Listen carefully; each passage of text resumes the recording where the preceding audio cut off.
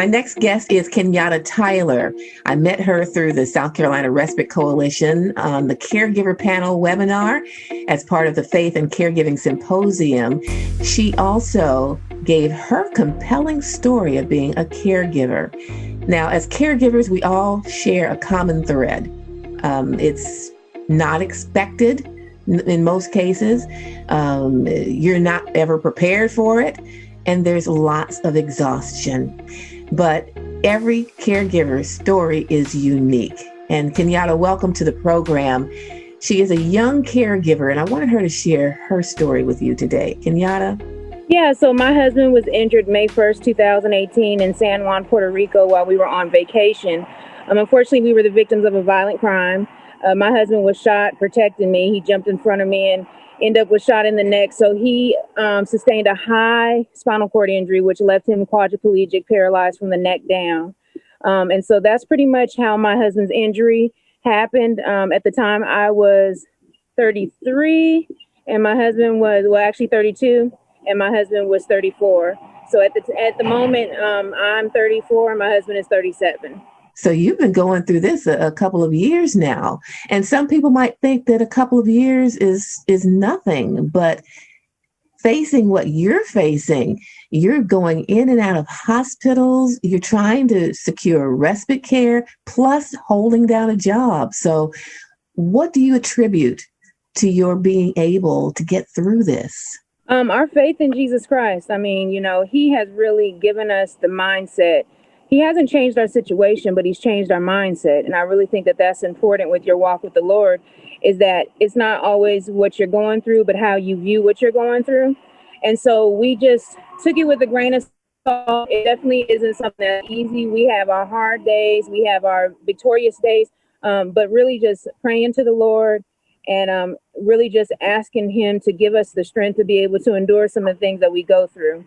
And I really think that that has been just it's just how we're able to cope with the heaviness of what we're going through. It's just allowing the Lord to be able to change our view on our life. Are you able to get any breaks during your caregiving? How does that work for you?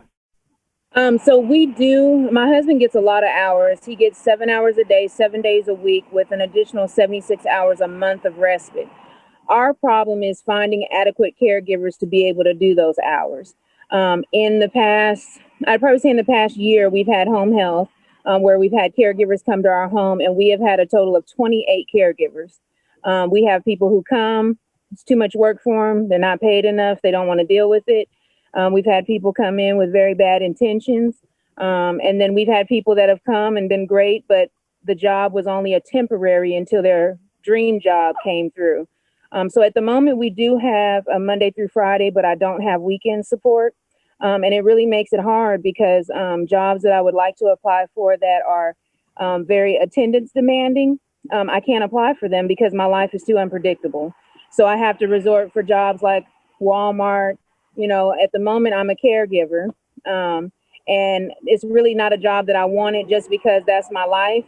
I wanted to be able to leave and have a break and do something different. I really wanted an office job, but because that job requires me to be there Monday through Friday, I can't apply for those kind of jobs just because I'm the type of person that I'm dedicated. I want to be able to give my all.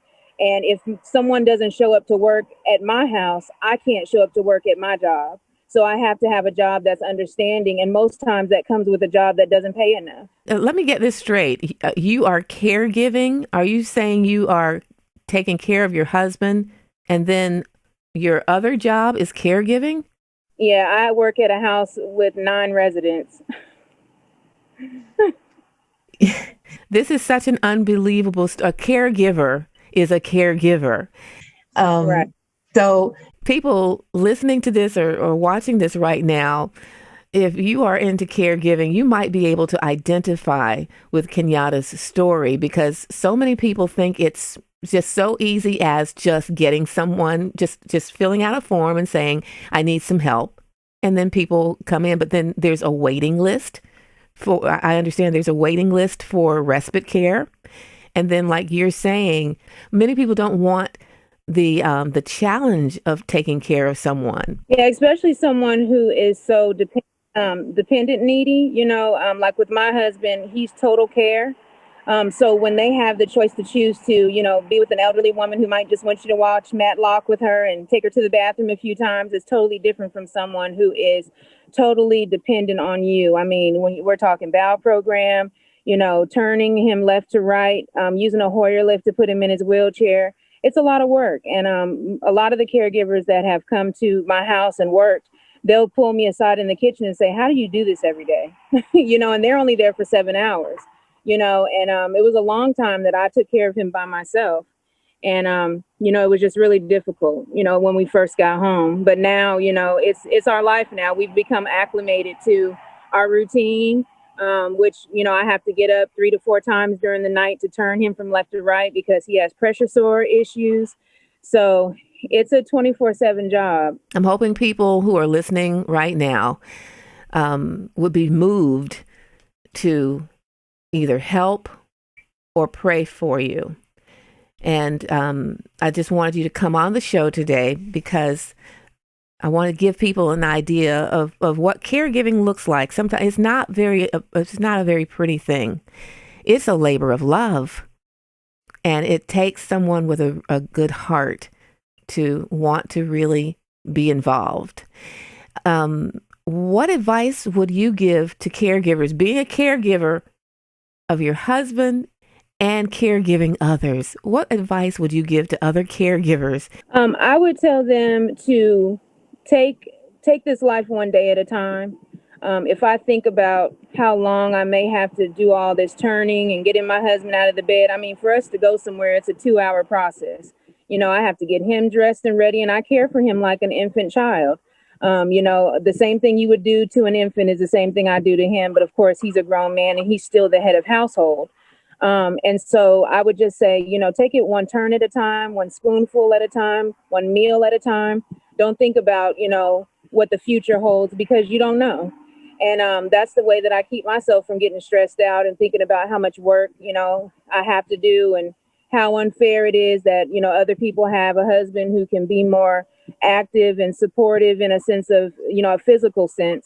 I really just measure my husband at what he's able to do, and even though he's not able to do all the things that he did before, because my husband was, chivalry. I never pumped gas. I never brought groceries in the house. He was that kind of man. And even though he can't do that now, I now measure his leadership at the capacity that he's able to perform. And he's still at 100%. And so, I just tell people to take it one day at a time and, just take it slow and just know that you're in a marathon and not a race. Right, right. I'm quite sure that caregiving as a job doesn't pay that much, but the bills still come. When you're a caregiver, those bills still come. And on paper, it's not explained how you're making it. It just doesn't add up. No, I've been to, places, asking for rental assistance, and things like that. And when they look at our monthly total and how much we bring in, my husband, he gets $760 in Social Security. I bring maybe $500 or $600 a month. Our bills are $3,000 every single month. And God has never let us be homeless. We've never had our lights. Well, our lights did cut off for a day and then we had to go pay and they turned them back on. But, we've had, eviction threats, but never an actual eviction. But God, literally every single time something happens, he is right there. We might be at the edge, but we never jump and we never fall. Like he's always there to catch us. Somebody random will just send us money through Cash App or they'll send us something through the mail and it's always right on time. And so that's why, I'm a financially conscious person. So of course I stress a little bit when it comes to finances, but the Lord has really just told me to be still and know that he's God and know that he will supply all of our needs. And he has done that. We might not have everything we want, but we have everything we need. Because every day I drive past and I see an able-bodied person holding up a sign saying we'll work for food or need a place to stay. I think about how we're so vulnerable, but God hasn't let that be our story, and so we have a lot to be grateful for. And I always think about that whenever I'm going through the worst thing, there's always someone who's in a worse situation. And so if through our story, if people could look at our lives and even look at their marriage and say, man, I'm so blessed that I don't have their testimony, because it's okay to say that.